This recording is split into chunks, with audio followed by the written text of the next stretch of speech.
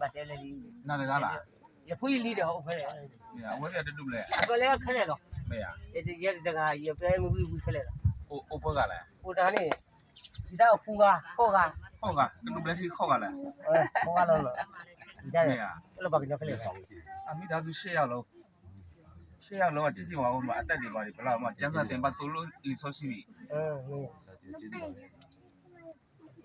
ဒါတည်းတော့နေကိုကလေးတဲ့တော့ဘယ်နေတောင်ပြီးတော့ ငယ်ဆုံးကဘယ်နဲ့လဲ ငယ်တော့တော့20ကျော်ပြီင ရ ယ်တော့ အကုန်ရ၈ရောက်လုံးဆွတ် သက်စီလဲ နှစ်ဆလေးတဲ့ ဟမ် နှစ်ဆလေးမူသား ဟောအေးဒီနေ့နာမည်နေ့တဲ့နေပြောငါမသိပြောထားတယ်ငငယ်တဲ့55ခုပဲနေခုတော့ပြောတာ ဆရာသမီးသားလေးတွေ့ပါနော်သမီးသားလေးတွေ့ ဘလို့အေးဒီနေ့ပါလေဆောက်ပြီးမှဖះရှိခိုးမယ်လို့လားကောင်းတက်ရှိပလိုက်တာဟုတ်ကွာဘာ အေး လဲ ပါအေးပါဟုတ်တယ် ဟုတ်တယ်သူကလူမတက်ရှိနေတက်ရှိသွားတာဟုတ် ဟုတ်တယ် ရတဲ့ပြေကိုကောင်းကြီးပြပါမယ်ဒါ ဟုတ်တယ် တော့မှတ်ပြီလားဟာတိတ်တကားမပြောတော့ဘူးမလာတာကြာတော့ကိုရလာဆိုဟာတကုံလုံးပြေးလိုက်လာအခုကတော့ အခုကဆရာကြာသွားတာဟုတ် မဟုတ်ဆရာကကြားတယ်ပြောတာကျွန်တော်လာတိုင်းဆရာ